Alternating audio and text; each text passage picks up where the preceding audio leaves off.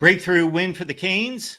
We shall see, but it's a step in the right direction, no doubt, and definitely the best win in the most important win under Mario Cristobal and the ACC saving face to a certain extent over the last 24 hours. Appreciate you being here for the Voice of College Football late night show. We come your way each and every Monday, Tuesday, Wednesday, Thursday, Friday, Saturday, either after the game or at 10 p.m. Eastern time. And guess what? On Sunday, working overtime,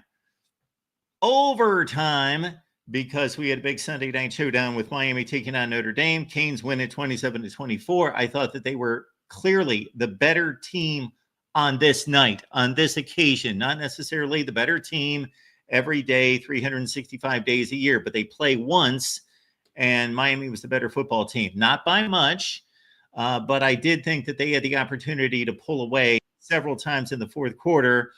Their offensive line controlled this game. If they give away a game ball, they get to split it 5 ways for the offensive line for Miami. That was the difference in this game. CJ Carr looked good. He looked better. Well, we will get into that discussion because I think that the biggest narrative that we take away as we get very close to, with only one game remaining, the conclusion of week 1 and everyone having played at least one game, is that these quarterbacks need to be evaluated, and the best teams and the most elite teams in the country, we have much to say about the quarterback play between Cade Klubnik and Garrett Nussmeier, Julian Sayin, Bryce Underwood, of course, Arch Manning. He has been the focus of criticism, and much of it deserved. And then again, we saw tonight Carson Beck, the veteran, and we saw CJ Carr acquit himself rather well, in my opinion. All right, let's get right to the phone lines here at the Voice of College Football. The most important thing that I will state on this night is that the Amazon link is in the description section of this video and all the videos. I am not encouraging you or asking you in any way to shop on Amazon. What I'm asking is that when you shop on Amazon, please use the link that we provide. Why keep more money on the $3 trillion pile of cash over there? Give us $3 or $4 here at the Voice of College Football. Please use the link that we provide when you shop on Amazon. Also, consider my wagering advice, my predictions. Again, I do not encourage you to put any money on any football games. But if you would like my predictions, you can find those on the premium tier right here on the YouTube channel or on Patreon on the premium membership. And I did miss this Notre Dame Miami game. I got the game earlier with South Carolina and Virginia Tech against the spread. So I believe I am a fine 15-7 against the spread thus far this season. You get 20 to 25 predictions from me per week, and then you get the selections from Steve Days, Corey Bratta, and Matt Zemek, and also Steve Merrill's Under the Radar selection exclusive here to the Voice of College Football. Let's get right to the phone calls. And I would expect we would hear from some Miami fans tonight, but we've got a Purdue fan glowing in the basking in the glow of a 31-0 win over the mighty Cardinals of Ball State. Hey, Mark, good evening, sir. Or should I say, yeah, how you doing tonight, sir? I am doing great. How are you, sir? I'm hanging in there. I'm not going to talk about that, but I want to talk about more yesterday. Which game or games disappointed you? Texas, Ohio State, Alabama, Florida State, or Clemson, LSU? And was you surprised about the game tonight? What games disappointed me? Notre Dame? What do you mean they disappointed me? Disappointed me in terms of the outcome, or the style of play, or the level of play? All three. Well, in terms of the outcome, the one that was most surprising by far, I don't think that this can be argued, would be Florida State beating Alabama. I can't say that I was stunned, like I've never seen anything like it in my lifetime, but I was surprised. I thought Alabama was going to win comfortably by a couple scores, and it turned out to be the exact opposite. Basically, Florida State won in the manner that I expected Alabama to win. The Ohio State-Texas game was not a work of art. It was not a masterpiece by any stretch. So I guess you could say that that was a disappointing game from the standpoint that it was not a classic. It was not a write it down in the history books. We will remember this 20 years from now that number one played number two in the shoe, unless one of them marches on to win a national championship game, and that will be a footnote that they played the other best team in the country, and they either won or lost the game. But it was not a scintillating game, and Ohio State had control of the game. However, they almost gave it up late, and Texas had a chance to tie the game. So there was a little bit of drama after there being no drama. I thought that the LSU Clemson game was by far the best game out of those games. I thought that was a entertaining game. The first half was a bit dry, was a bit slow. Clemson made two really good defensive plays, taking the ball away from LSU wide receivers that were the most exciting plays of the first half. It took LSU's passing game a while to get untracked late second quarter, but I thought LSU just proved drive after drive after drive after drive. They just got better and better and better, and Clemson got worse and worse and worse. I was disappointed in Cade Klubnik and the Clemson wide receiver core because they were so good at the end of last year. They've been playing a lot of football together as four players, three receivers, and Klubnik together, and they were pretty shoddy. LSU gave up one touchdown in that game. And so the LSU defense, that would be the story of the weekend. In addition to Arch Manning, everybody's talking about Arch Manning and that there's something wrong with him. And yeah, he looked bad. Some of that had to do with the Ohio State defense, but he legitimately looked bad. And so I thought the LSU defense was the story of the weekend. The game that we watched tonight, and I also saw South Carolina and Virginia Tech, that wasn't a sterling game, but it was competitive for three quarters. And South Carolina basically made two huge plays in the second half, 65-yard bomb for a touchdown to Nick Harbor and a long kickoff return or a punt return for a touchdown, 80 yards. And then the defense just clamped down Virginia Tech, which is going to struggle all season to score points.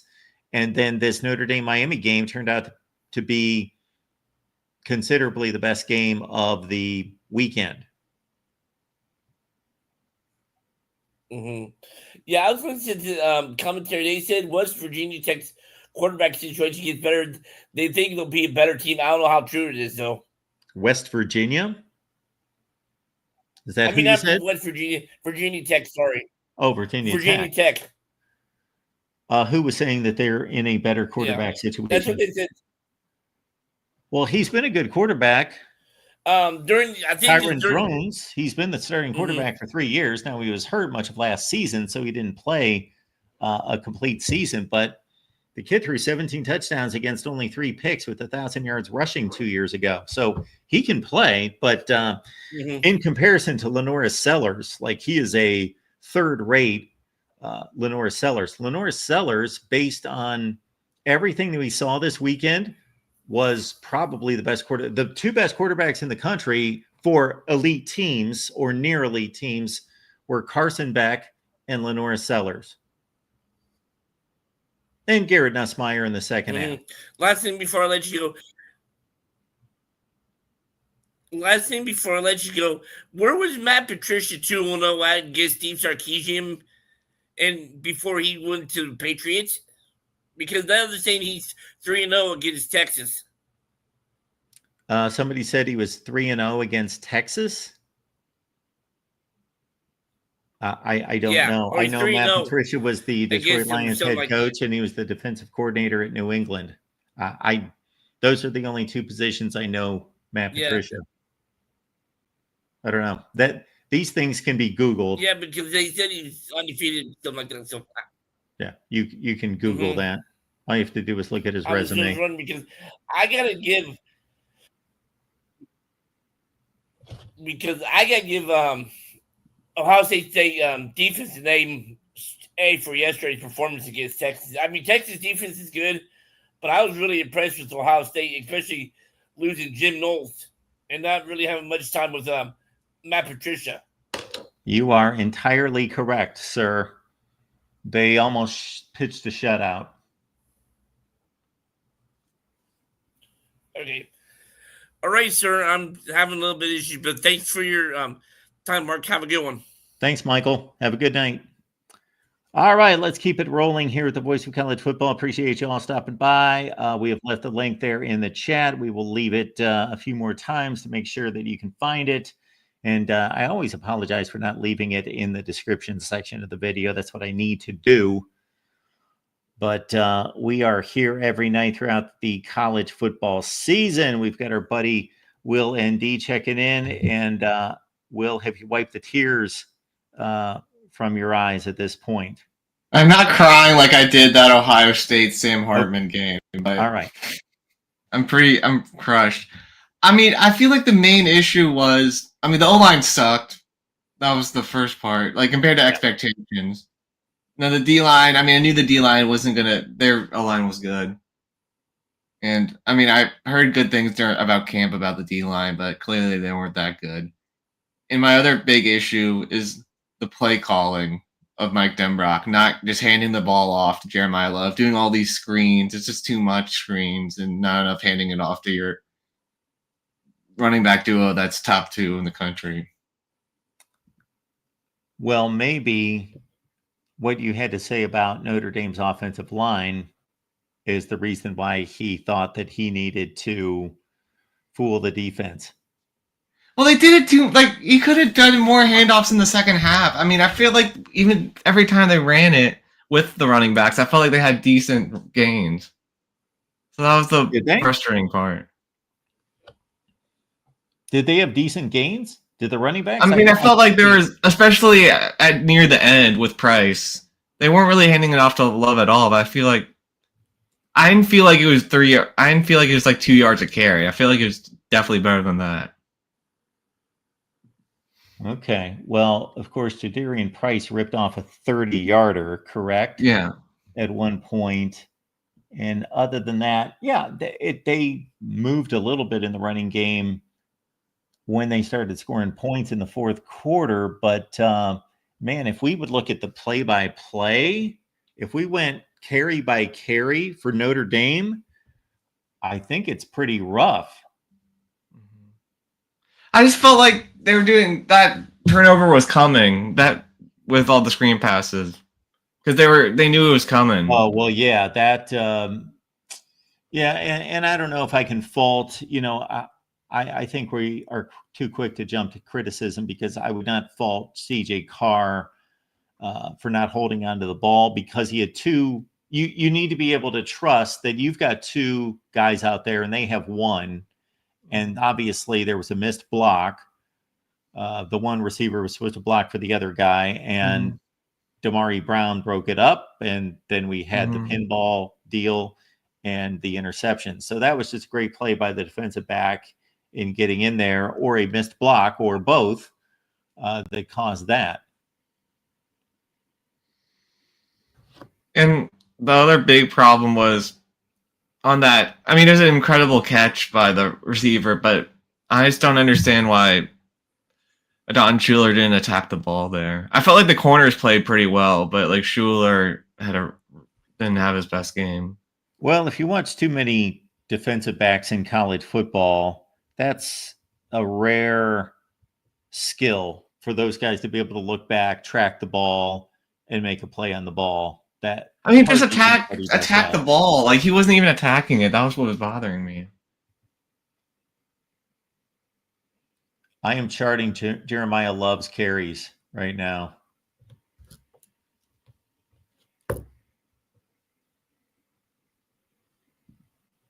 So in the first half, okay, at that point, let me look at, okay, so in the first half, Jeremiah Love had 4 carries. 4 isn't enough for him. No, it's not enough for him. He had 1, 8, 1, and 3. That was the first half. And then the second half, their first drive, they went 3 incomplete passes, 3 and out. They didn't even try to run. And then they went 11 plays for 64 yards, and they mostly threw the ball. They had 3 consecutive passes. Then Carr ran for 13. Then they had another pass with a pass interference. Then Love ran for 2. He ran for 3. Carr ran for 6. Love ran for 1. And then he ran for no gain. So that's not the best stretch in the world. 2, 3, 1, and 0. Then they had the interception drive where he had an 8-yard gain, and then they threw the pick. Then the field goal drive to cut it to 24-17. Well, no, they went with 4 consecutive passes. Carr ran, then Love for 6. He also, that was the only time they ran the ball they had an 11-play drive, and they only ran the ball to a running back one time. The rest of it was Carr running and Carr throwing. Then they had the 3-play 75-yard touchdown drive, and obviously that was ran in with 65 yards, and then Carr up the middle, then Carr ran for the touchdown. And so the final totals on Jeremiah Love, I think, were 10 for 33. Let's see. Yep, 10 carries, 33 yards. Jadarian Price, 6 for 45, but he had a 30-yarder, so he had 5 for 15, the other 5 carries. They just didn't do the job up front. I don't know. I feel like you gotta give your best player the ball more than that, but I mean, I do feel pretty good about CJ though. That's why I'm not freaking out. Yeah, I thought he played great. He was, he played great. Yeah, considering. Especially, yeah, it was his first start. I feel like you can't really play that much better than that in your first start. I don't know what he really did wrong in that game. Now, obviously, he didn't play perfect. Nobody plays perfect. He missed some throws, but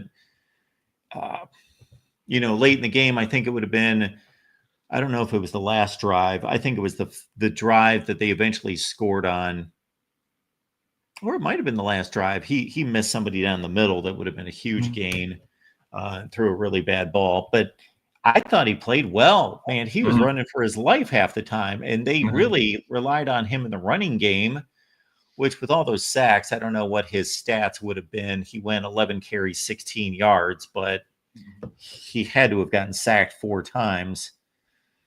Something in that range. We don't. So that's why I'm not that angry, but I felt like this was a winnable game. It was winnable, but from my perspective, of course, it was winnable. It was 24-all with Miami was better, but I just feel like the coaches I thought Miami was had a weird significantly better, but it was played at Hard Rock, and Carson Beck, I thought played well. Yeah, he was on his game.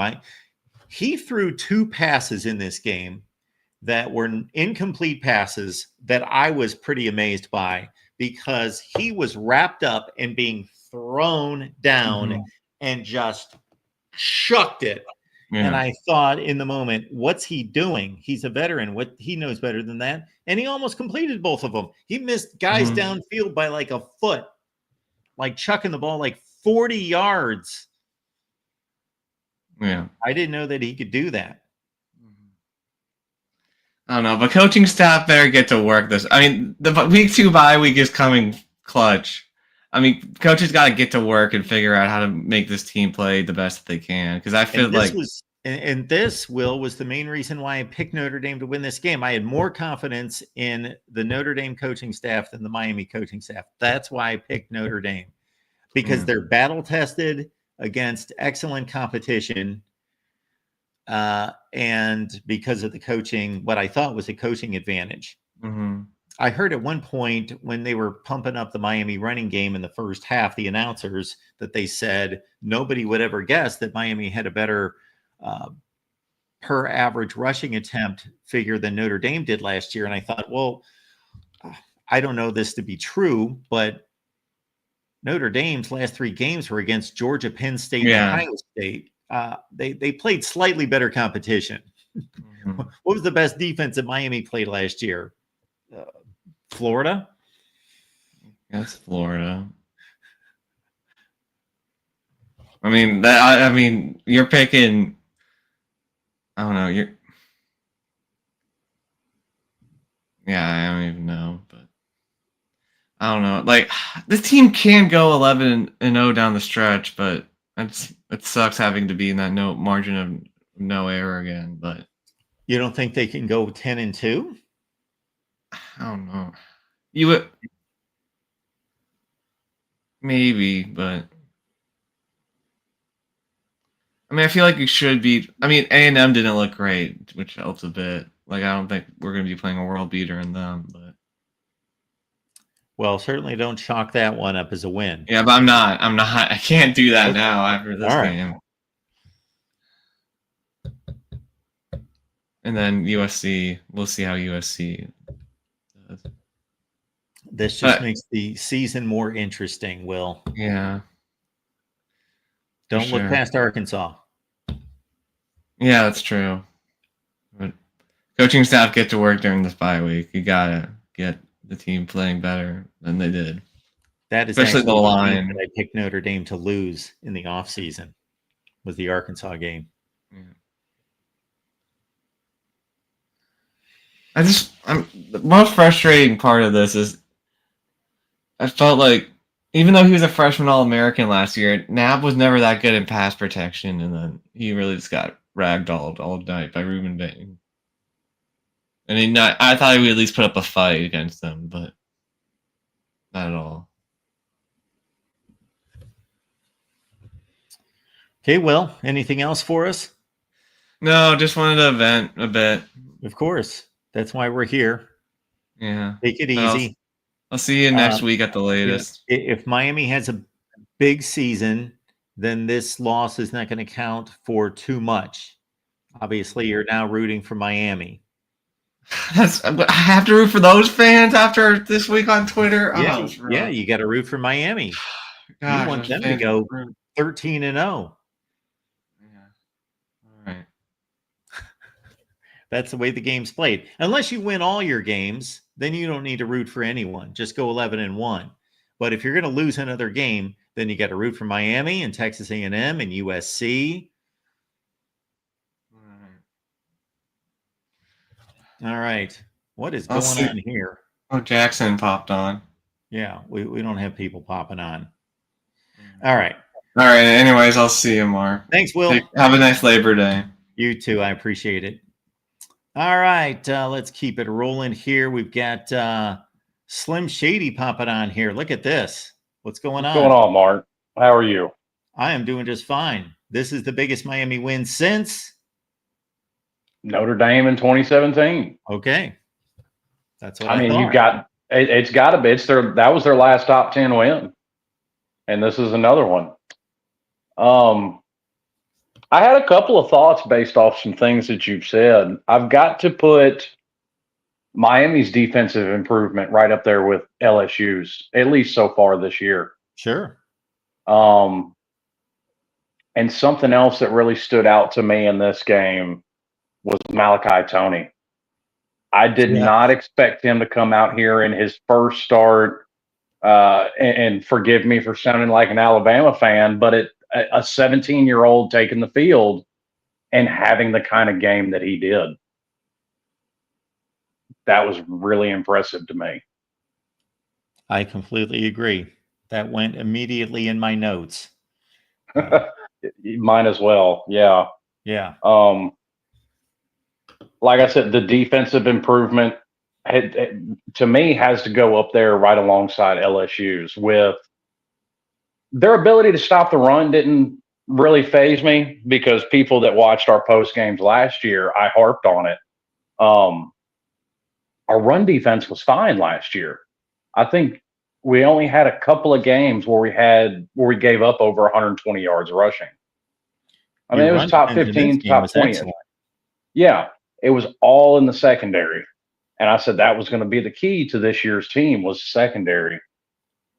And even though it was Carr's first start, so I'm going to take it with a little grain of salt,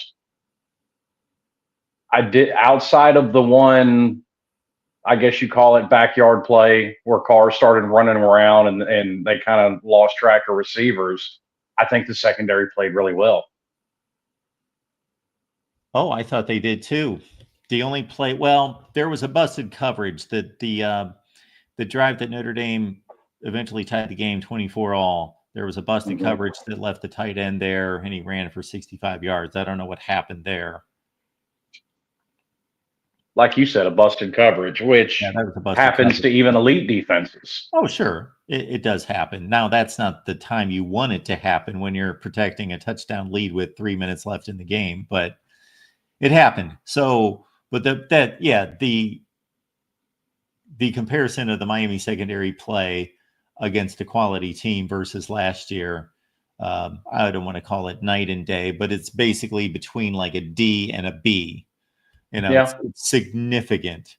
Yeah. Oh yeah. And I even gave them a little bit of a pass last year because I'm not sure there's a defense that Kyle McCord couldn't throw on last year. So the fact that Kyle McCord did it or Tyler Shook from Louisville did it, okay, I'll give you a pass for those two. Like those were two very good quarterbacks. Those were two very good offenses. It was the others that bothered me. And like I said, I'm going to take tonight with a little pinch of salt. But Derek Carr, or CJ Carr also impressed me. He He impressed had me a too. lot of Yeah. poise. Yeah, he had to take on a heavy pass rush, and man, he had to beat the running game too. Yes. And that was something else that stood out to me that I actually jotted down was I was a fan of Miami's front seven last year, but I was worried going against this Notre Dame front and those two running backs. And I don't think you can say anything other than they accepted that challenge and met it head on and won.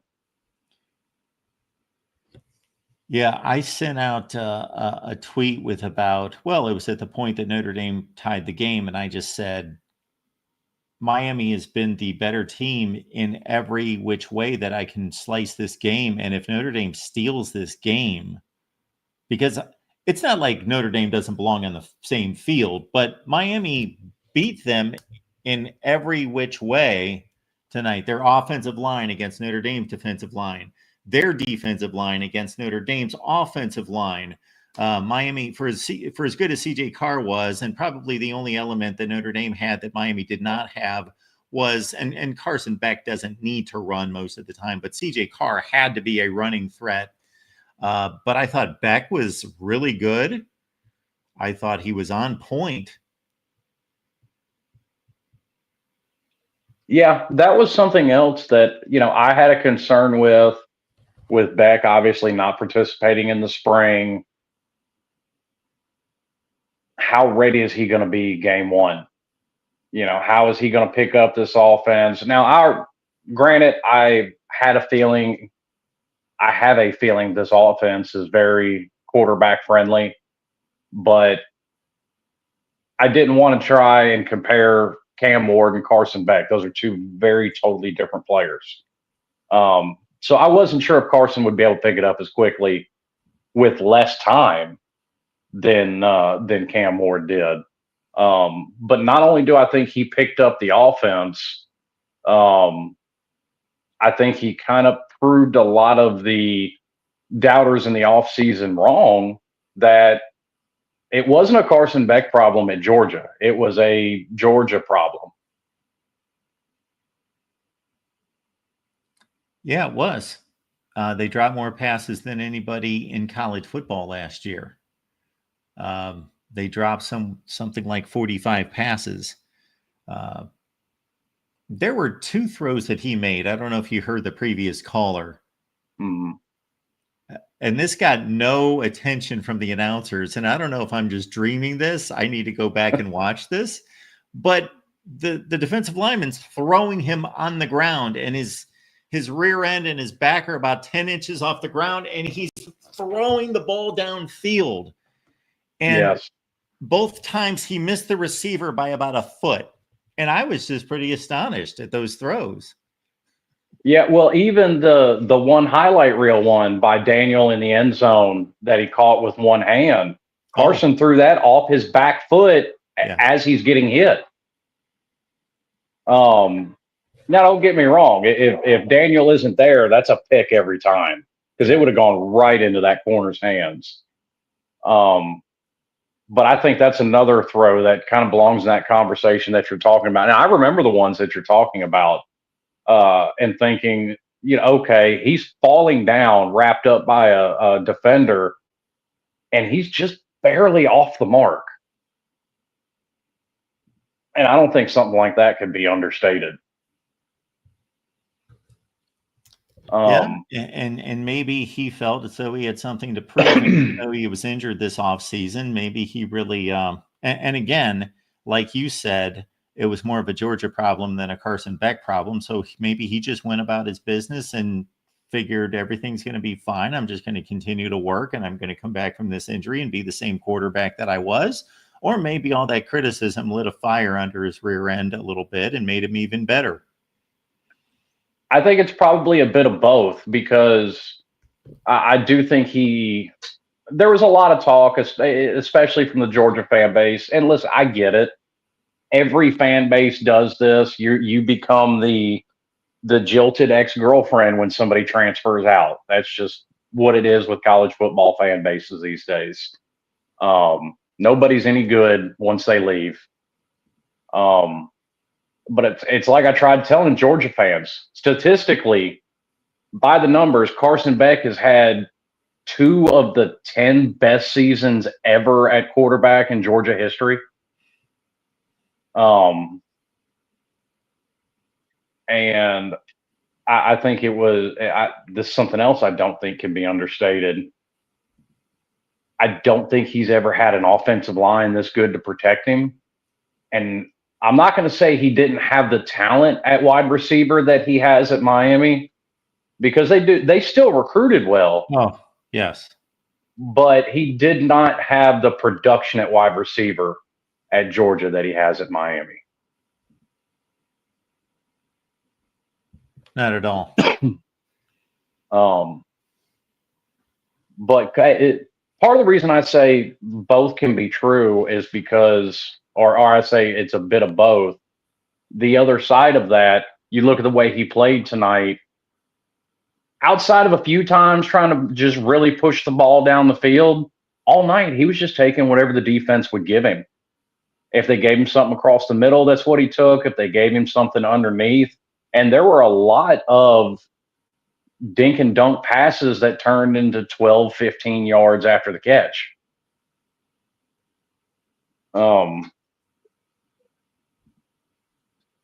The other thing that stood out to me, even though the numbers aren't flashy, and I think it was actually a really good strategy on Shannon Dawson's part, a little old school football. They just ran it up the middle all night. They weren't trying to outspeed Notre Dame, which Miami's, in the history of this rivalry, has mostly been able to do. I think they were playing the long game, a little old school smash mouth football, and we're going to run it right down your throat all night, and we're just going to keep running it down your throat all night. And I think that's where Notre Dame went wrong. And you were alluding to it earlier. They saw the run wasn't working and they got away from it.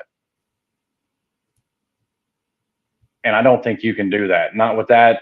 I've never understood why coaches are so quick to throw a game plan in the trash if it doesn't work in the first or second quarter.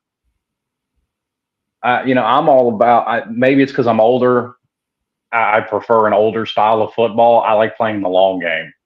I like wearing down a defense, and then those 2, 3, 4 yard rushes in the first and second quarter turn into 7, 8, 9 yard rushes by the end of the third into the fourth. Sure. And I think that's what the other thing Miami did tonight was, and you saw that with Jordan Lyle and Mark Fletcher. They never stopped running it at them. And late in the game, Notre Dame didn't have an answer for it. You found yourself a kicker too. So I would say, Slim, that I was a bit surprised because they trotted out this Carter Davis for the first kick, and they said he was 4 for 11 at FAU. And then I was aware that they picked up Bert Auburn. And I'm not going to push him as one of the best kickers in the country, but he had a decent career at Texas. in particular. And I think if we looked up his numbers, he was around 75% kicking in big games. So I thought, well, they obviously watched these two guys kick in practice. I didn't, but if you would just go by track record and experience, obviously Auburn should be the kicker. So I thought, well, this is going to be interesting. And then even though they botched the first snap, it obviously didn't unnerve him, and he just went about his business and nailed the other 3 kicks. So yeah, which was a concern I had losing Borgalis, because between him and his brother, that's not really something Miami fans have had to worry about for the past 4 or 5 years. Between both Borgalis brothers, both of them were pretty much automatic. And I actually had the same thought at kicker as you. I'd give him a mulligan on that first one. It was raining, wet field, wet ball, things happen. Okay. I've got to give him credit, like you said, for not letting it rattle him. And then they threw, and of course, the announcers tried to put the announcer jinx on it, and they threw up a stat of him. I think he was like, what'd they say, 1 for 6 or something like that on game-winning kicks in his career, and he went down, and that last kick that he hit to give Miami the lead probably would have been good from 60 plus. Yeah. That's something I've tried to tell Miami fans a lot, doing your show and others. We all get our opinions as fans of who we think should be in, who we think should do whatever, but we're doing that based off very little information. To your point, we don't see practice because these coaches keep practice like a well-guarded secret, and they only let the media let them see them run drills and stuff like that. You don't really get to see much. So I try and take the coach's word for who's the best player, because just because we don't have that information. Oh, sure. We don't have nowhere near the information that they do. Absolutely. All right, Slim Shady Canes, congratulations on the win tonight, and appreciate you stopping by. Yes, sir. I appreciate you having me on.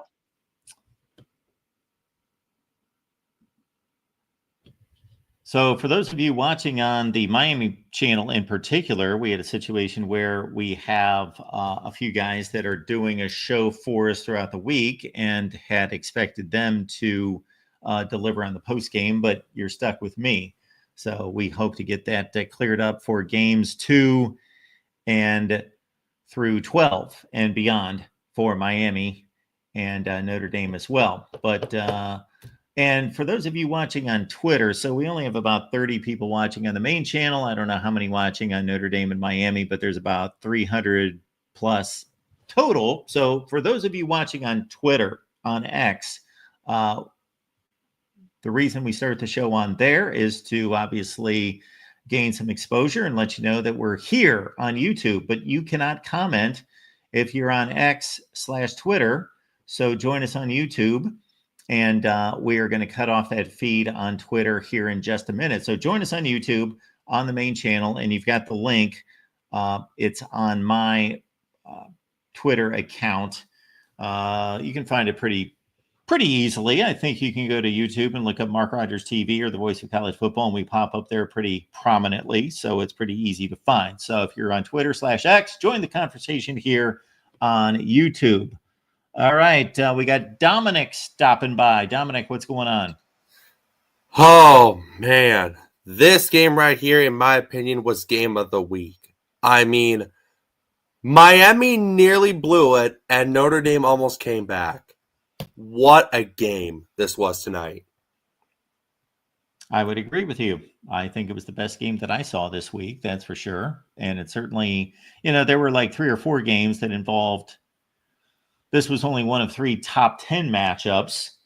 There might have been some other crazy games among lesser teams, but yeah, the combination of the quality of play, quality of talent, plus it being a down to the wire game, yeah, it was the best game of the weekend.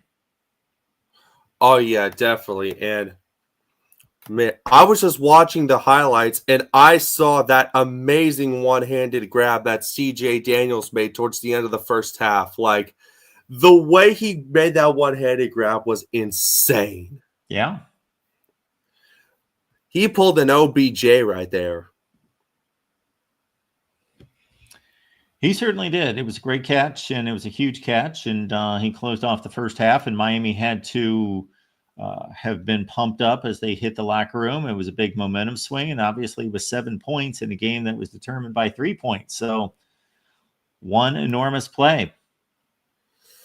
Yeah, and that Miami defense, man, I feel like it's good. That will be the key for the Canes to win the ACC title this year is that strong power defense. I feel like that's what it's going to take for them to win it all this year on the ACC side.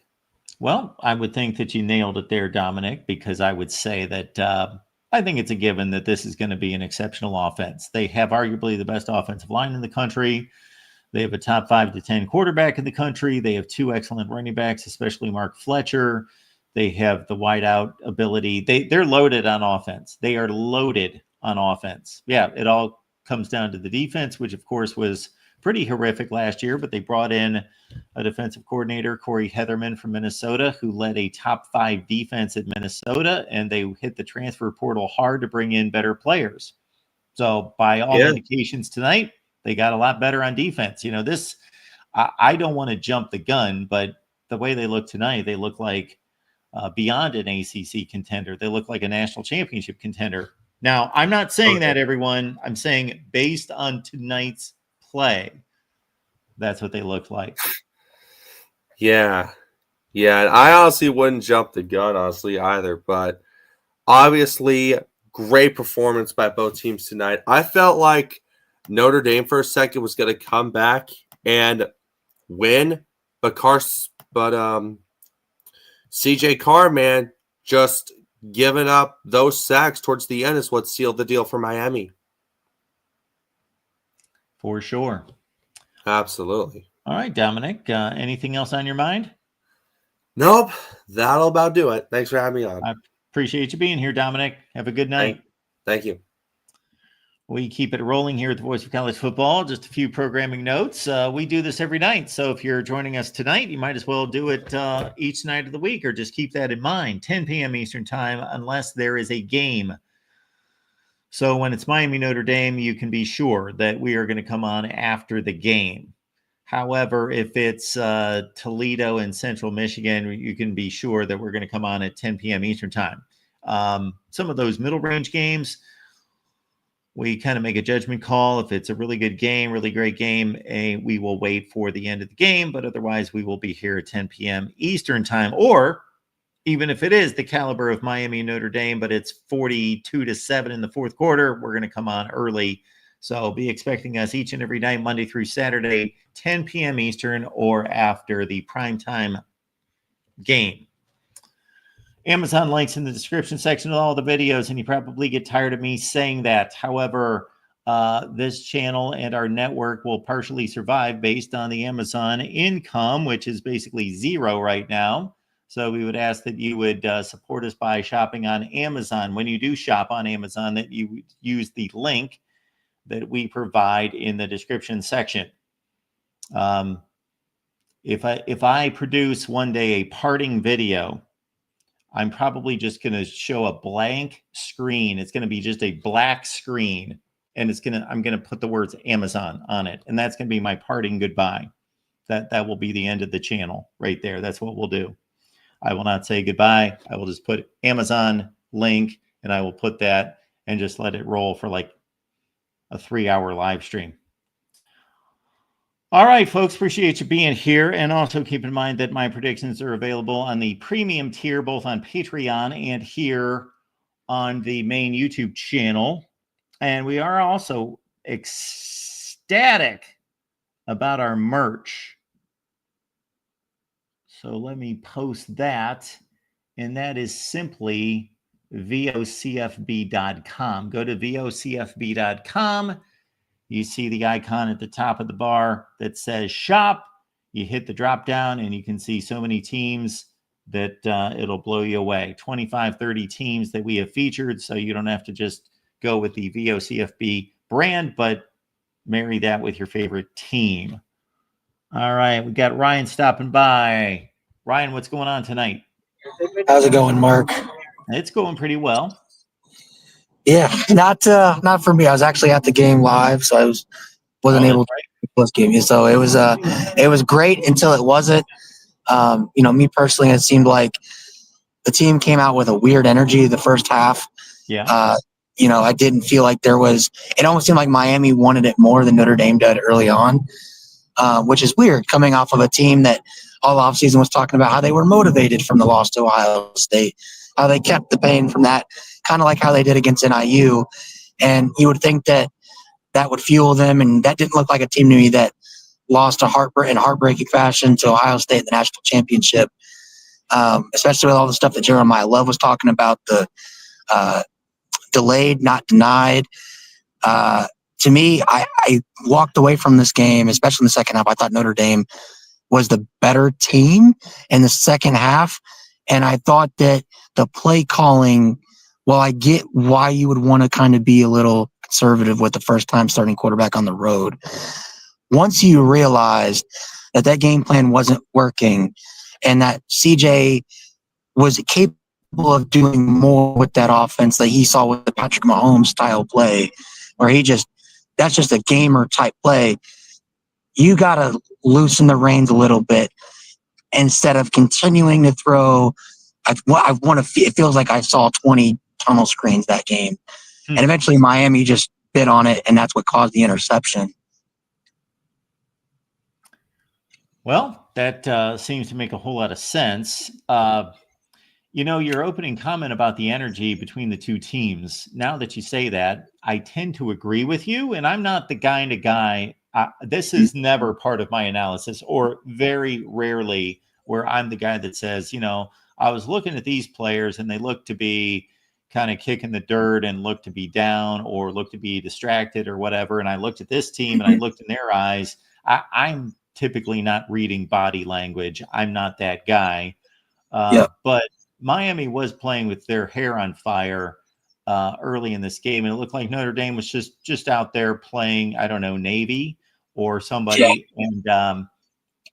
And I can see where you could read into that. Yeah, I just think, and I agree with everybody that's kind of called in so far. CJ Carr looks amazing. I think you can take a lot of positive away from this game, even in a loss. And I think if you didn't know what you had in Carr before this game, I think you know a lot more of what you have. And I think if you're Denbrock, you got to trust this kid. With the limited playbook he had in this game, in my opinion, he played the best he possibly could. I'm not going to blame him for the pick on the tunnel screen, because I think that was just play calling. I mean, I don't know how much control Carr has, but I'd imagine as a redshirt freshman, he gets the play call and he runs what he's told to run, and that's kind of the limit of it. But I mean, I saw a lot from him, and I think Notre Dame's got a good one. And I think that it depends on how they take away from this loss. You got a bye week, 2 weeks until you take on A&M. Huge one at home. There's a lot to improve on, but I think while we did lose, the season's not over. But you cannot, in my opinion, you can't lose another game. You have to win out. Yeah, they can't lose another game and just automatically believe they're going to be in the playoffs. They're going to need help. They're going to be looking at schedule, and they're going to be looking at their performance versus other teams, and all that's going to weigh into it. They go 11-1, obviously they're safe. They go 10-2, then it becomes a beauty contest. And then they got to hope that Miami has a big season, and Texas A&M and USC and everybody that they played had a good season. Yeah, and again, ultimately, it felt like even our best players kind of let us down. Moore got burnt on that touchdown before half. He's our All-American corner. Yep. Didn't have that happen a lot last year.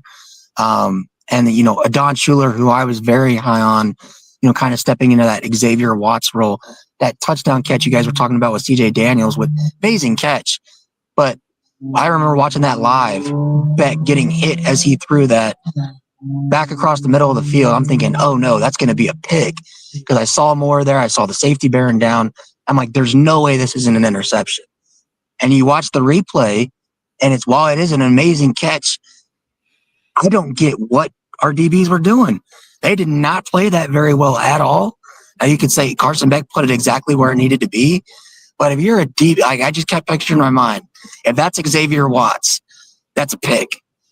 And again, I just felt like there was something off with the team the entire first half. It got better in the second half, but especially on the defense. I mean, the defense, that's not the same Notre Dame defense we saw last year. Credit to Miami because I think they played a perfect game plan. And I actually think they played the game plan Notre Dame should have tried to play. Props to Miami. They proved me wrong. I thought going into this game, we had the better coach team, the more talented team, the more challenged team, and the better coaching staff. And, Miami came out more physical in this one. Well, fortunately, it's a long season, and a lot of comments are coming in the chat, and I understand, but people are making declarative statements about who's good and who's not, and we all know that this is one data point, and it's a very important data point. There's no doubt about that for teams like LSU and Ohio State and Texas and Notre Dame and Miami that played a legitimate opponent. For other teams, it's a marginal data point because it doesn't much matter because they're going to win regardless. When Georgia goes out there against Marshall. But it's a significant data point, but it's not the end of the year. And you know better than me what was said about Notre Dame after they played their second game of the season last year. Yes. Yeah. So things turned out all right. Yeah, this one definitely is not anywhere close to the NIU game. Obviously, upset about this one. I still think it's a game that ultimately we played, I want to say our C- game, and still had a chance to win at the end. So that gives me confidence going forward, getting A&M back at home. And I think the bye week comes at a perfect time. Get right, work on the offense, and, feed the ball to Jeremiah Love. What was it Ryan Day said in the national championship? Get the ball to 4. Well, we didn't do that in this game, and I think you can't do that the rest of the season. Get the ball to Love and get the heck out of the way. I hear you, Ryan. Well, we appreciate you being here and hang in there. And it's a long season and obviously another big one next week. Yeah. I appreciate you having me on, Mark. And of course, we'll see how this plays out. But congrats to Miami on the big one. Thanks, Ryan. Have a good night. Yep. We keep rolling here at the Voice of College Football. And folks on X/Twitter, please join us on YouTube because I'm going to cut the feed right now.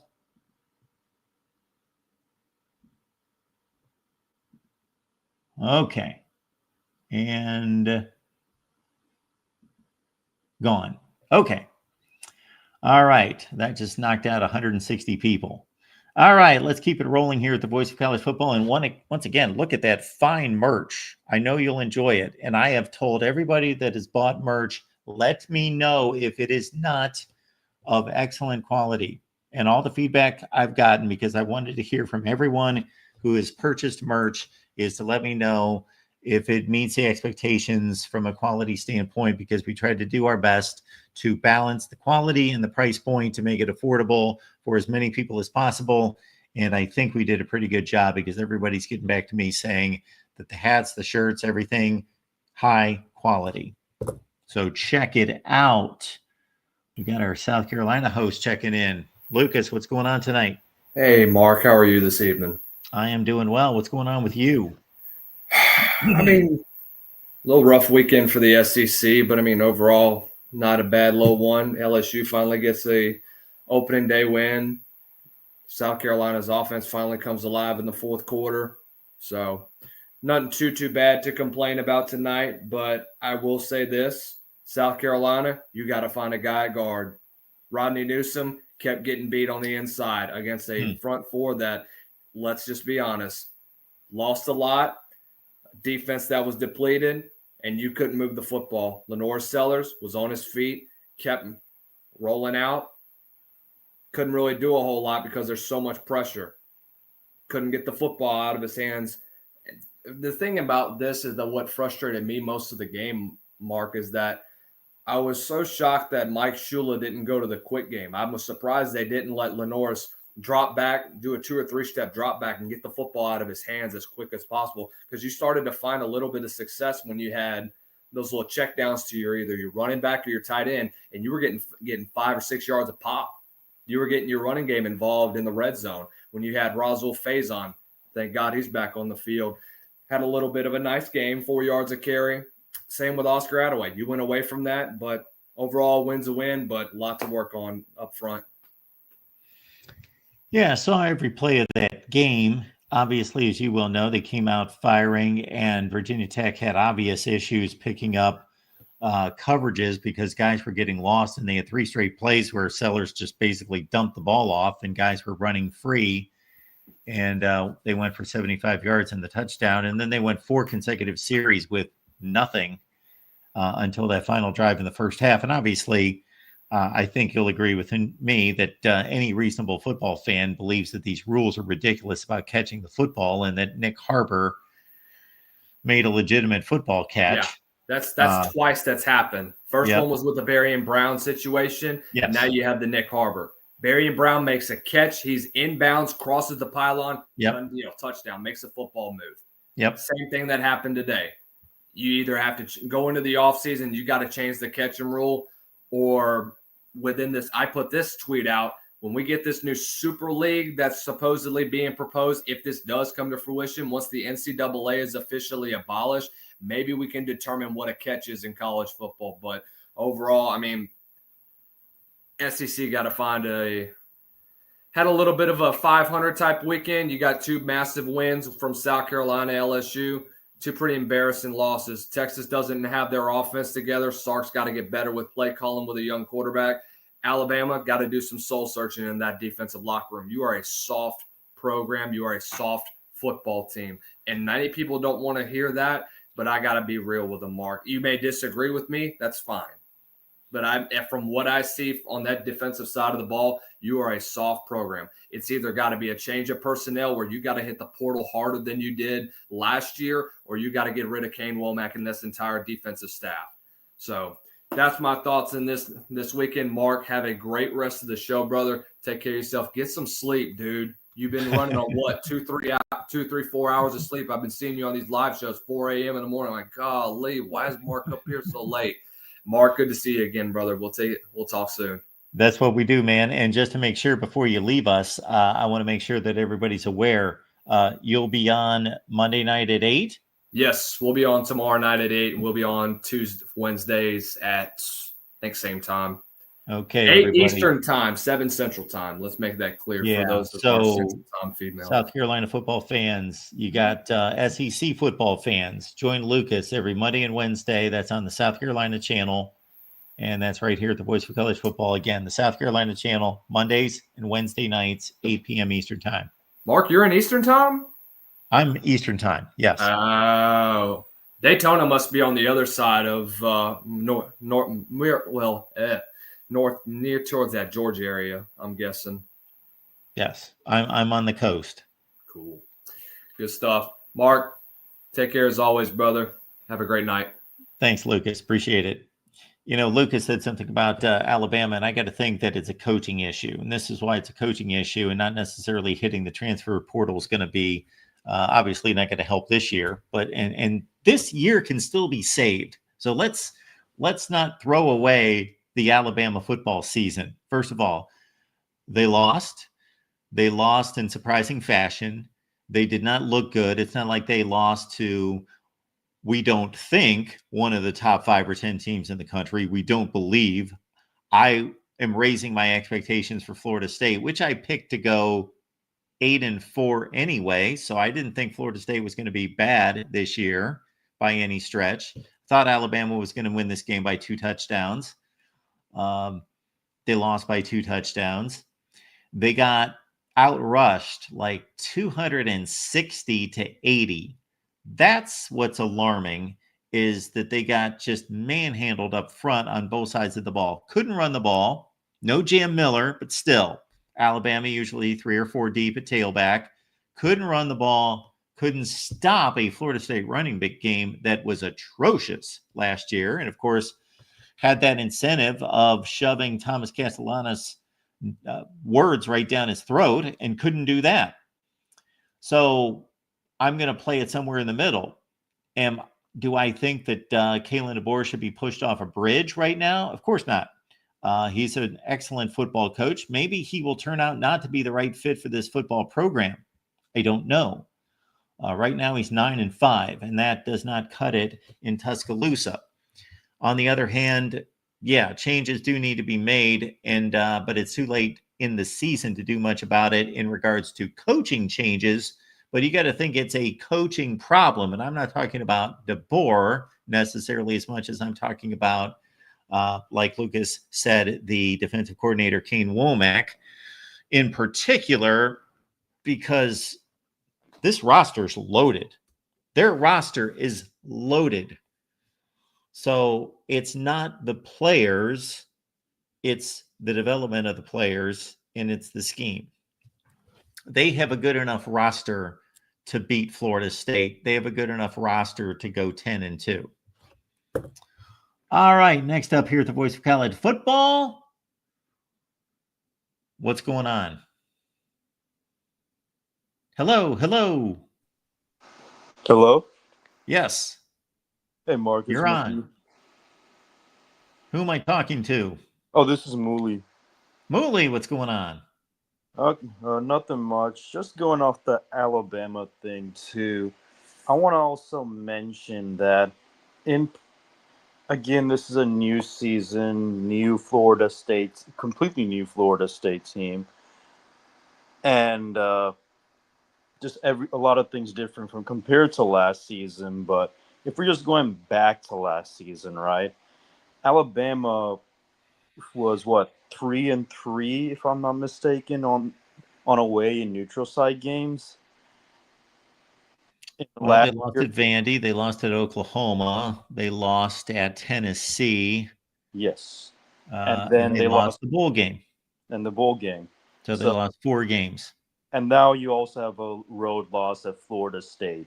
Whereas, at home, you had the huge win at Georgia.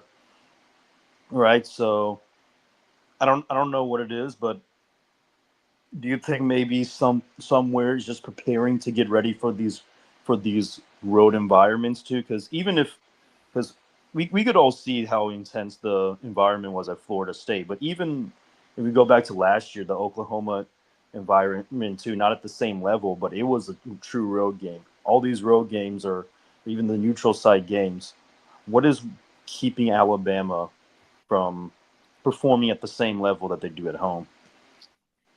So I'm not discounting what you're saying because those are the facts. But let's throw in that they did win at LSU by 4 touchdowns. So they went to Death Valley and won by 4 touchdowns last year. So there was one decent road win. Mm-hmm. I can't answer that question. I don't know. I would think that Kalen DeBoer, with all of his head coaching experience, especially in the big time at Washington for 2 seasons, going to Oregon and winning that game in particular, going to USC and winning, going to Michigan State winning, and other locales in the Pac-12, and then winning a playoff game on the road or a neutral site against Texas, that he would know what he's doing. Right. And I kind of forgot about the LSU game. I kind of chalked that up to was, if I'm not mistaken, LSU's defense was abysmal against running quarterbacks last year, but I could be wrong. And that was kind of just really what tore them apart. No, I think you're right. Yeah. Right. It felt like they didn't put like a QB spy for most of the game, and Milroe just ran through, but that's besides the point. Yeah, I agree. It's about the last guy's point where, well, for one, you got dominated on both sides of the line. And at least offensively, you could say there were a couple new guys, like Jaden Roberts went injured, and then I think, Vandermark was in and out with an illness. And then Ty Simpson's new. You still have a lot of returning receivers, but the fact that your defense is so loaded with all the talent that they had, even though you lost some guys like Jihad Campbell, you still retain guys like LT Overton and Keon Sabb. He actually had a pretty decent game in terms of stats. He had a sack and a tackle for a loss, if I'm not mistaken. But besides that, I don't know what just happened in that game. And in terms of what is it gonna be like, you had, I heard people mentioning, oh, maybe if Tim Keenan comes back, but you still had all your other players on your defensive line, so yeah, and you let Florida State run over you, especially since after, and it's crazy because the first drive, Bama, if I'm not mistaken, Bama's first drive, they almost all their rushing yards came on that first drive alone. And then after that, their rushing attack was completely halted to where, as the game started going on, they started just really having to rely on the passing game, and just that's why Tide dropped back 45 times to pass as well. But yeah, I don't know what to make of it. Yeah, I don't know what to make of it either, because I drank the Kool-Aid of that Nick Saban handed Kalen DeBoer a good roster. That I guess the only downside is that they really have not acquired a large group of high caliber transfer portal players. So they have been the one team out of the elites, other than Clemson, of course, that has really not made great additions in the transfer portal. I'm not saying that they haven't picked up anyone of value, but not game-changing kind of players in the portal. But Kalen DeBoer was handed a good roster. He did lose some of it. He's recruited extremely well. Obviously, those players, most of them aren't ready to play on this team this season. They're going to be projects down the road if they can hang on to them. But I bought into the Ty Simpson's been in this system for a long time, both with DeBoer for a second season, but also just at Alabama. And he was a high recruit. And if he won a quarterback battle against a Keelan Russell, who's a 5-star, and also Austin Mack, who's a former 5-star, then he must be really good.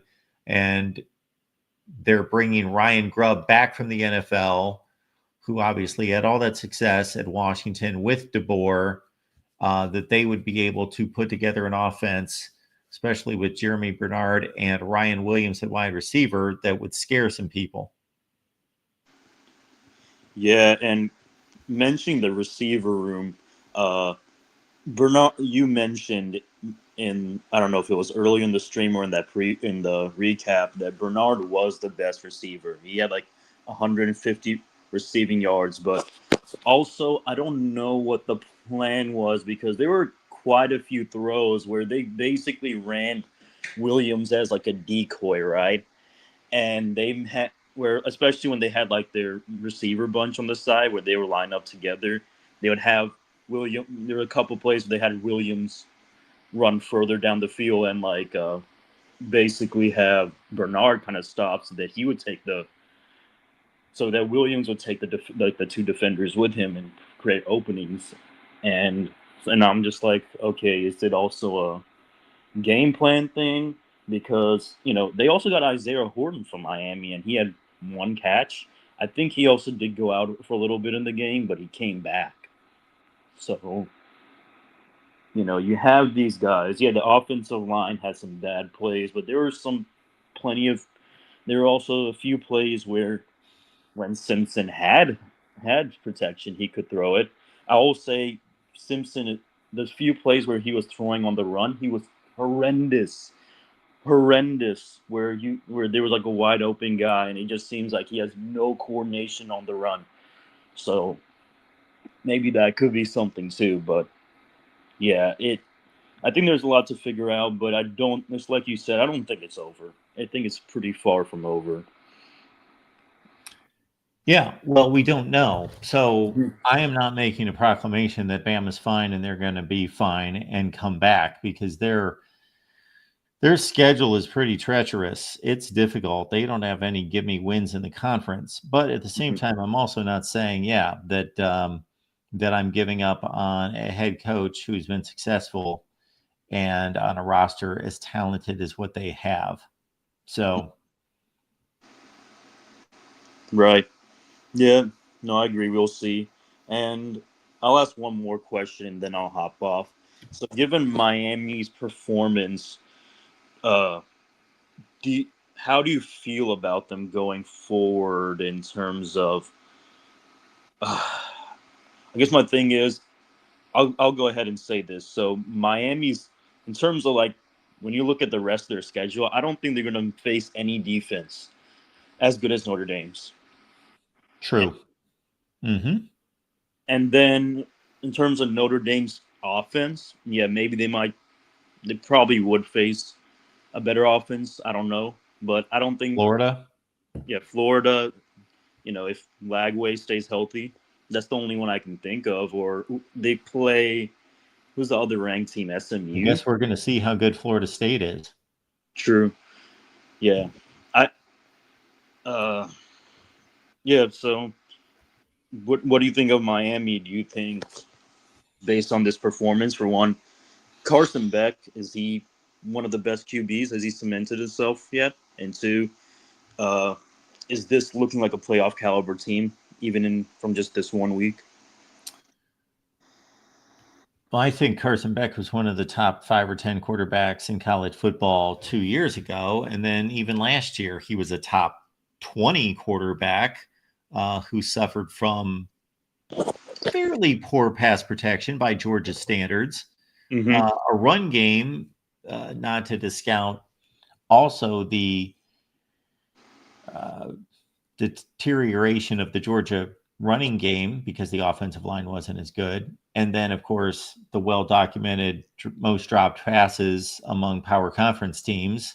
All you have to do is take the 45 to 48 dropped passes and cut that in half, and he's got 25 more completions, and his yardage jumps, 15 yards times 25. He throws for another 400 yards. His completion percentage goes up a few points, et cetera, et cetera, et cetera.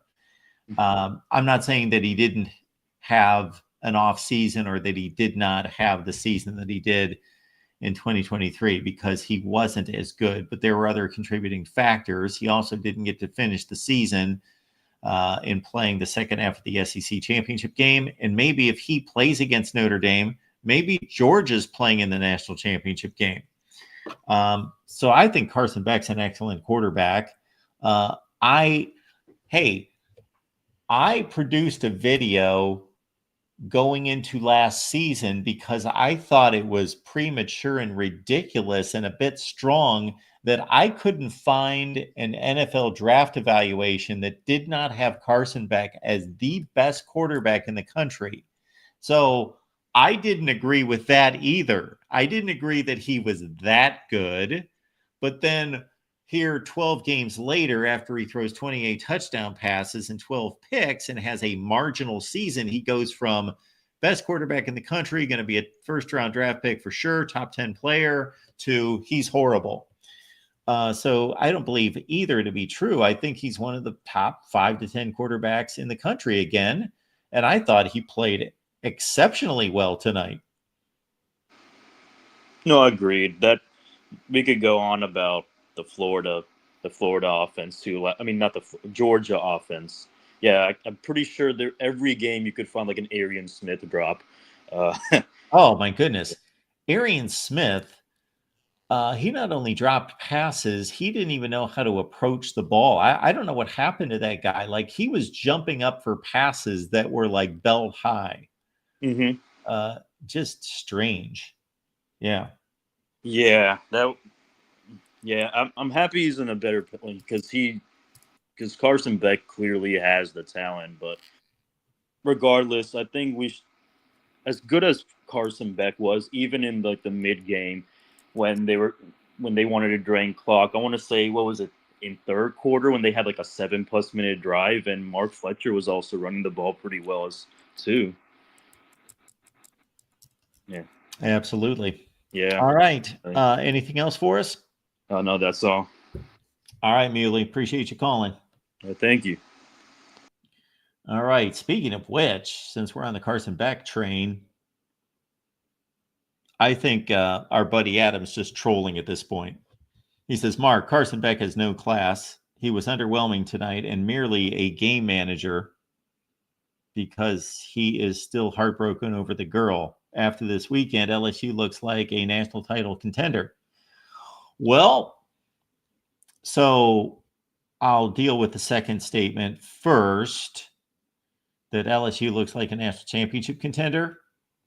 They did look like a national championship contender, but then all that has to happen is that Florida comes in a couple of weeks and beats LSU, and then everyone's going to be back on that LSU's overrated and Brian Kelly doesn't know what he's doing. So LSU is going to have their issues this year at some point. They have, quote unquote, fixed their defense. It certainly looked like it on opening night. I do think that they're a team to be reckoned with. I picked LSU to go to the playoff. It's on record. I stated it here. It's out there. It's documented. So them beating Clemson was no big surprise to me. I put that on my LSU record for the season in calculating their wins and losses. A win against Clemson. In terms of Carson Beck, I think you're just having fun with me on that one. Yeah, Carson Beck had an excellent game. I don't know that Carson Beck did much wrong in that game. Every ball that was incomplete had to be incomplete because there was a pass rush. Look at that first touchdown pass that Carson Beck threw. He was standing in the pocket, dead center in the pocket. Pass rush came right at his face and at his right side, and he backpedaled in the pocket and threw the ball while he was backpedaling, and not only threw it perfectly, but he actually drove the wide receiver and led him away from the defender to drop it right in from like 30 some yards away. And I'm sure if I rewatched the game and went through every Carson Beck throw, all 28 or 30 throws that he had, I'm sure he made a few other ones that weren't quite as good. Of course, he's a college quarterback. But man, Carson Beck played an excellent football game. Carson Beck, the two best quarterbacks. So we had a number of marquee matchups, and I think there's a definite narrative, especially after last night's games, that, wow, who's going to play decent quarterback this year? Because Cade Klubnik was lousy. Arch Manning was lousy. Julian Sayin was fine. He didn't do much of anything because he wasn't allowed to. The game didn't come to him, but what he was asked to do, I thought he played a really good game, but he didn't have to do much. So we'll wait on Julian Sayin until they go to Washington in a few weeks. They got a trip to Washington. They got Illinois. Those games are coming up for Julian Sayin. Bryce Underwood, I've not seen. I will have to check him out. I did not see him throw any pass. Well, I saw him throw one pass that almost got intercepted in the end zone, but he apparently had a good game, 21 to 31 for 251, I think were the numbers. Garrett Nussmeier had his issues early in the game, but I thought he played really well and just continued to get better and better and better. And he and those wide receivers, they started to connect. Aaron Anderson in particular, Chris Hilton.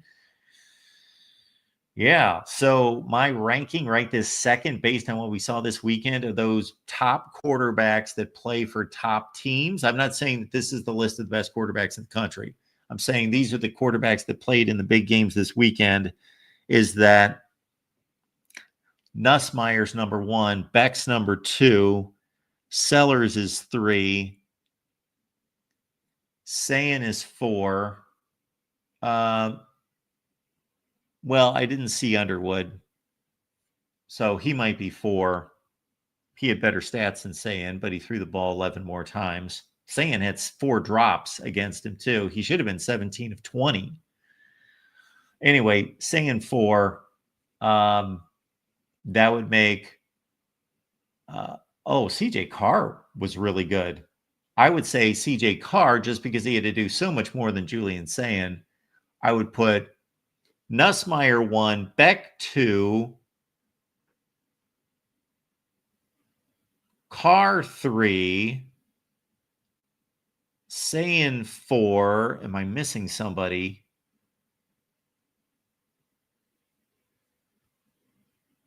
Then Sellers Sayin. Then it doesn't really matter. I guess Klubnik, then Manning, but they were the two worst. I think I got all of them in there. So again, out of the big games that were played this weekend, that's how I would rank those quarterbacks. But Nussmeier, Beck, and Carr were all really good. And Beck's played 25 football games. Obviously, Carr's played 0. So that has to be taken into consideration as well. All right, let's get back to the phone lines. We got Hunter checking in tonight. Hunter, what's going on? How's it going, Mark? I'm doing well. Well, And, go ahead. what do you have for us? I know that if I'm not mistaken, you root for Florida State and you root for Alabama. That is correct. On Saturday, Florida State was public enemy number 1. Okay. But so I'm going to approach this call with 2 different lenses. First through the Alabama lens, and then second through the Florida State lens. You kind of talked me a little bit off the ledge there, in the little bit you talked. Here's what I think. I think this whole thing is a Kane Womack problem. And because I think his scheme is a little bit too complex and too convoluted. And I think he's trying to get too fancy with the scheme instead of just focusing on tackling the ball and having guys fall all around. And I gave him the benefit of a doubt last year, but this just more solidifies that for me. This defense is very convoluted. I don't know what is. I don't know. It just something's clear to me that the defense is something's very, very wrong, and we're not playing with very much physicality. And I don't think that this was a. Ty Simpson's getting a lot of the blame here, but he makes some mistakes, of course, but also our receivers drop some balls, so it's not all on him. I just don't know what to make of what I seen Saturday. I mean, I'm just still in utter shock, because this is not what I anticipated going into this season, and I just don't know what to make of this. I just dumbfounded. Yeah, I bet you are, especially considering who you were playing and how they played last year, and that there was really no reason to believe that they were that significantly better. Nobody's expecting Florida State to win 2 games this year. We knew that they were better and going to be better, but that they would beat Alabama by 2 touchdowns was not anything that most people were expecting. And we had a chance to get back in the game. We had 3 chances to get back in the game and make it to make something of that game, and we just let the opportunities just slip by us. I don't know if you know who Jimmy Stein is, but he's a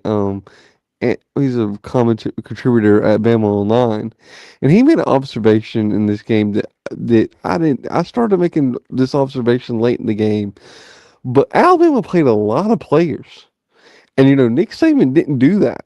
Nick Saban, he didn't believe in substituting tons and tons of guys, and Alabama played a lot of players on defense. And I maybe that contributed to some of it, because there was no,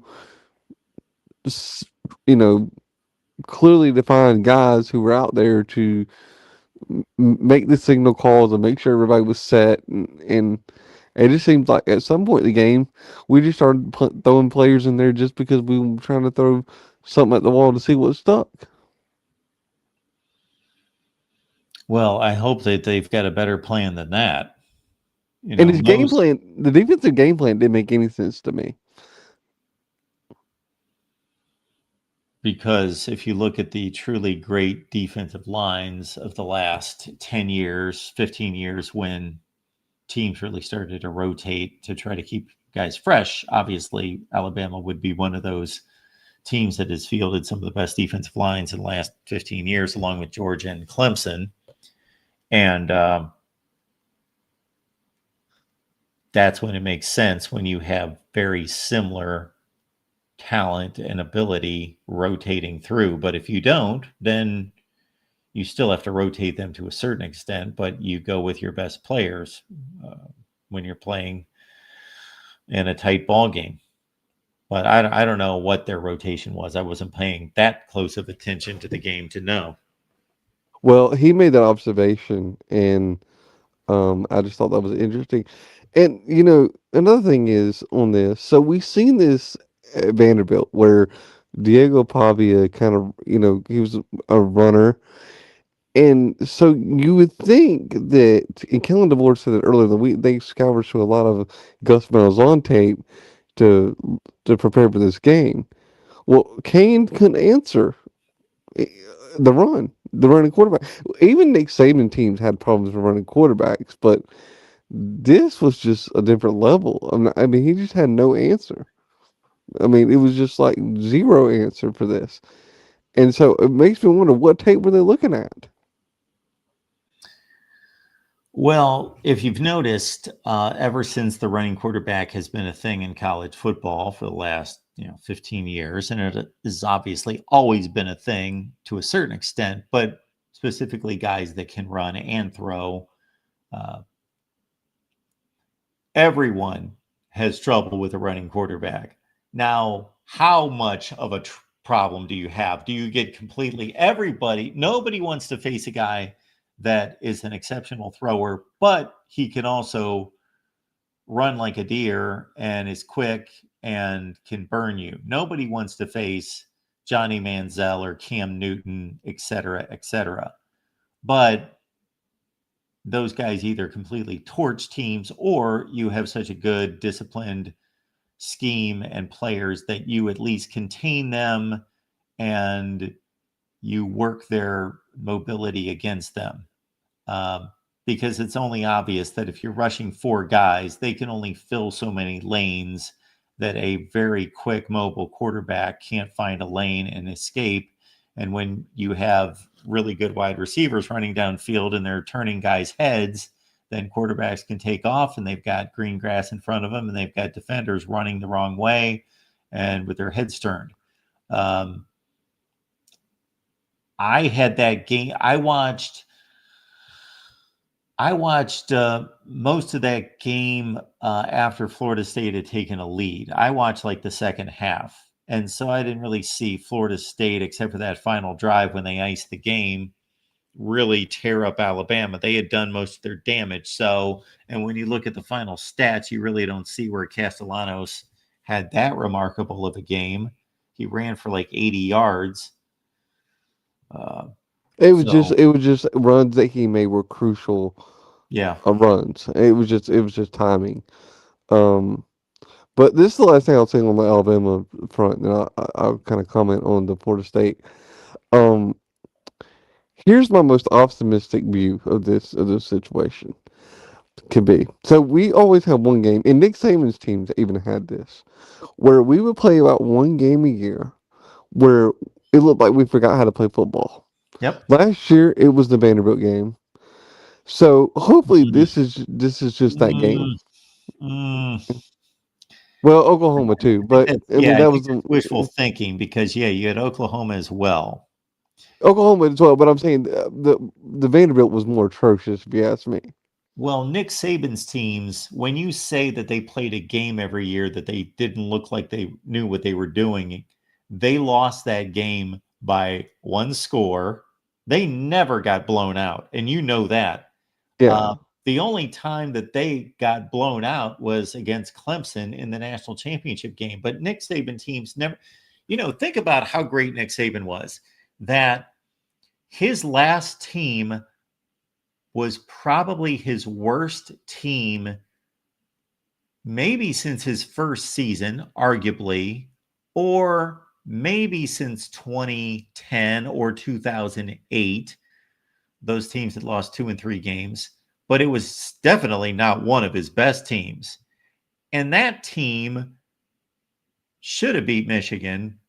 I'm not saying that they were better than Michigan, so I'm going to get a bunch of Michigan fans that are going to be mad at me for making that statement. I'm not saying that they were better than Michigan. I'm saying that if one play would have gone their way, like that punt down the field that the Michigan guy botched and scrambled to get, if Alabama recovers that ball, the game's over. There were several times that, and obviously they gave up a 4th down play to Blake Corum. The game would have been over if they would have stopped that play. I'm just saying that they came that close, and they would have beaten Washington in the national championship game. They came that close with one of their worst teams of still being the national champions. That's how good Nick Saban's teams are. So as well as I do, Hunter, that they never lost to anyone and got embarrassed.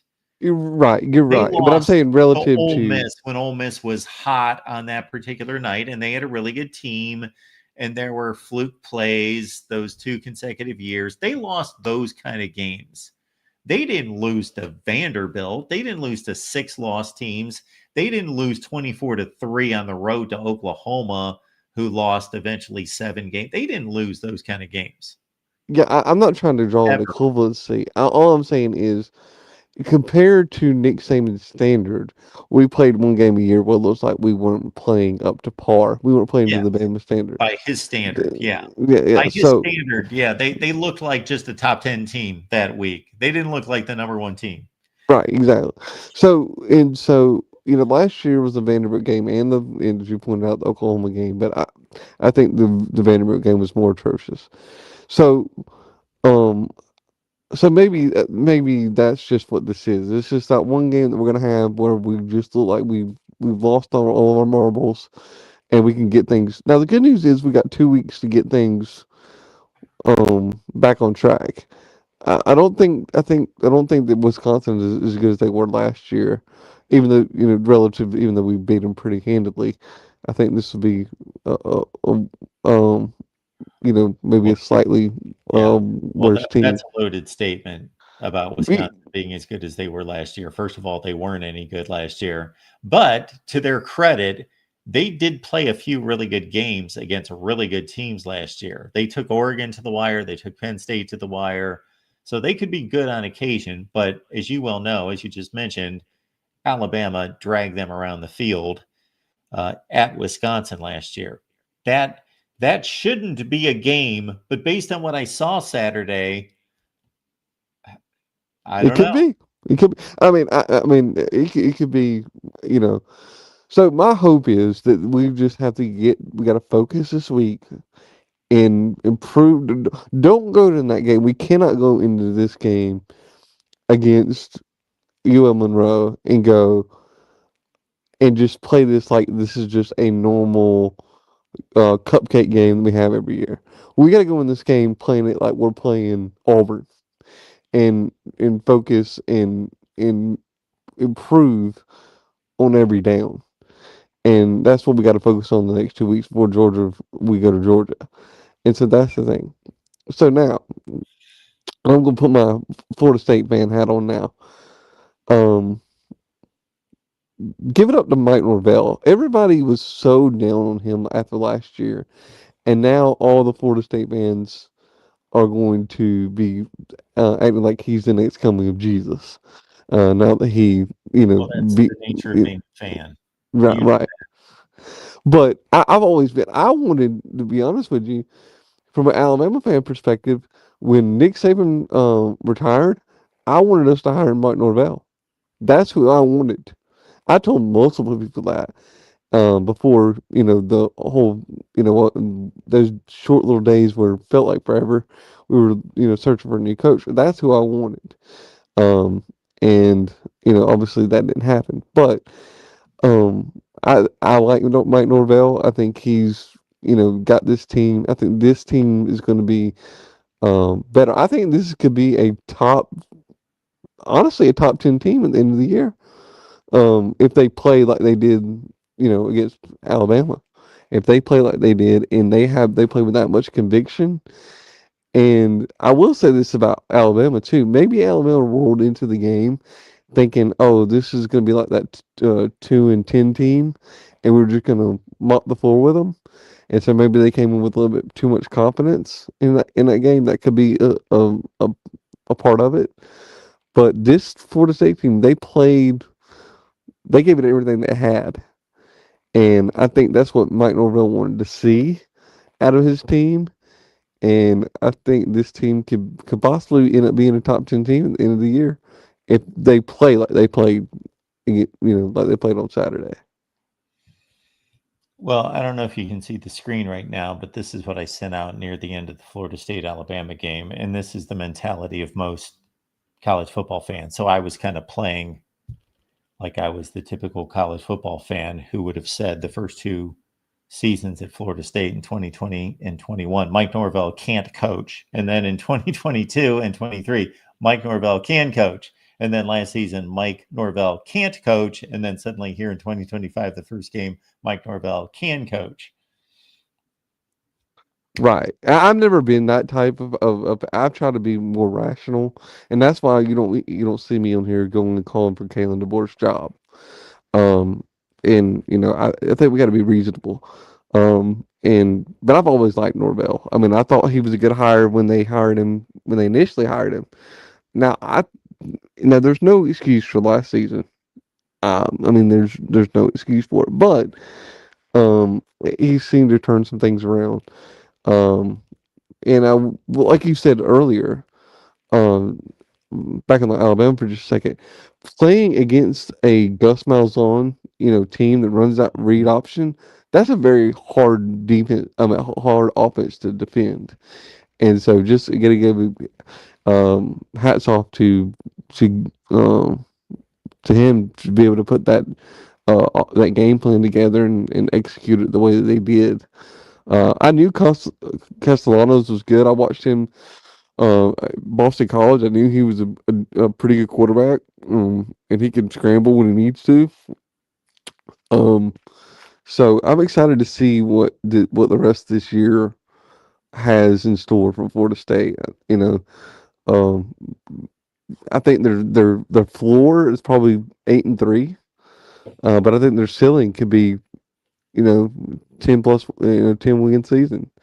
Um, Well, I mean, I hate to say this, and this is just the way that I'm feeling right now. Um, I think Alabama, if we continue on the path that we're on right now, um, we could be an eight win team. And I hate feeling like that. I've never. It's so weird because I'm old enough to where I can remember the Mike Sheila days, but I was a little kid. And so for the majority of my teenage and adult life, I've been spoiled by Nick Saban. So I have to, this is new territory for me as a Alabama fan. If Florida State is not the top 10 team that you think they are, if they're closer to what I expected them to be this year, which I believe I picked them to go 8-4, and Alabama doesn't improve from their performance, you might be happy if Alabama wins 8 games. Yeah, yeah, we even might be. But honest question from an outsider's perspective, do you think that Alabama's going to turn it around and be a maybe not a what we thought we were going into the season, but do you think that Kelly DeBoer is going to be able to salvage the season and maybe be lucky to win 9 games? I think that if Alabama stays with Kalen DeBoer, the odds are that they will be just fine in the long run. I think that he will be going to playoffs more times than not at Alabama. I like him. I'm not one of these fans that are calling for his job, but I do think that if the defense doesn't improve, he's got to fire Kane Wommack at the end of the season because what we put on that show that we put on Saturday is just not going to cut it in the SEC. And I don't know if it's too fancy of a scheme and not just getting down to the basics, back to the fundamentals. With Kane defense, I don't know what it is, but something's got to change on defense, and maybe Kalen's got to have a sit down talk with Kane and go, something's got to change here, buddy. And I'm just my mind is still trying to comprehend what happened on Saturday. So we got the Alabama schedule up here. So if they win the next 2 weeks, they're 2-1, and then they start SEC play. Let's say they lose at Georgia, and then they have Vandy, Missouri, Tennessee, and South Carolina the next 4 weeks. Now, That's you talk brutal. about a run of games that is not daunting, but the way Alabama played against Florida State and us not knowing how good this team is, who knows what they're going to do against those 4 teams. They could lose to any of those 4. They could beat all of them. They could do anything in those 4 games. Who knows? We almost let South Carolina win last year. Sure. And have to play that game on the road. I would, if I were a betting man, I would say that they go 3-1 in those 4 games. So that would put them at 3-2 in the SEC. And then they've got LSU, Oklahoma, and Auburn.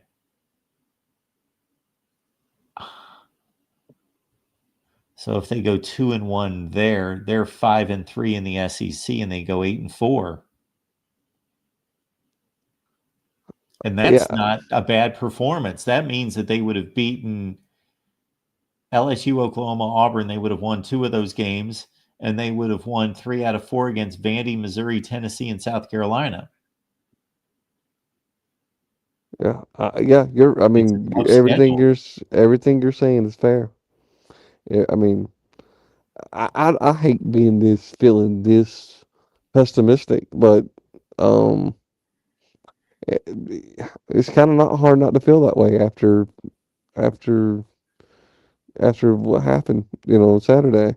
And Florida State's schedule is pretty favorable. I mean, you got Kent State, you got Virginia, Miami. Yeah. That's probably a loss. They've got Miami at home, so they're going to be 4. They should be 4-0 when they. But let's understand that again. Let's not. We're going to see so many upsets this season, as we typically do. So games against Pitt and Virginia and Virginia Tech aren't quite as easy as they may appear. Not all of them. Some of them will be. They'll go out there and they'll win some of those games, 35-10. But anyway, let's say they go to Miami or they welcome Miami at 4-0. Let's say they do trip up against Miami. They lose that game, and Miami's just that good. So they're 4-1. This Pitt game is going to be key because Pitt's capable of beating them, but they should beat Pitt. And then they're 5-1, 6-1. Wake is terrible, 7-1. They're going to Clemson, 7-1. And we just saw Clemson lose at home, so that's winnable. But let's say they trip up in that game, and they're 7-2, and they lose at Florida. That's a 9-3 season. Not bad. Not bad. I mean, I'm very conflicted this season because on one hand, my main team is not looking so hot, and then you got the team that went 2-10 last year, and you feel all of a sudden you're feeling very optimistic about them. So it's a strange world to be in. if you're somebody like me who roots for two teams. So especially when they play each other. right, you don't know how. Well, I'm such a big Alabama fan that Sure. I mean, they were Florida State was enemy number one, and I wasn't. But and now after this game, I can look back at that game and kind of feel kind of proud of Florida State for that. So and Well, like you Hunter, said the earlier, joy of YouTube is that you can always, it's 3 clicks away. You can pull up the 2015 national championship game or the 2020 national championship game. You can relive the glory days at a moment's notice. you're right, and that 2015 team to me was a special team to me because that's the year I graduated high school, and that to me was the best Nick Saban team that he had. You can probably make an argument for 2012 as well, but Sure. those two teams were really really good teams. One more question before I go. Now I know this is so don't take this as an equivalency, but we did see Ohio State struggle at times last year, and they going on to win the national championship. And I'm not saying Alabama's going to do that this year by any means, but um, could we see a situation where Alabama just struggles, early on, and then just surprises everybody and comes back and makes a run that nobody's expecting at this point? Is it possible? Well, they've got a coach who is proven capable elsewhere, and they've got enough talent on that roster. Sure. Yeah, like you said earlier, the talent that this team has on the roster is outside of Ohio State, um, probably the best roster in college football. Yeah, I think based on the rankings, there are 4 rosters that are just far and away better than everyone else based on the team composite that 247 puts together, and that's Alabama, Ohio State, Georgia, and Texas.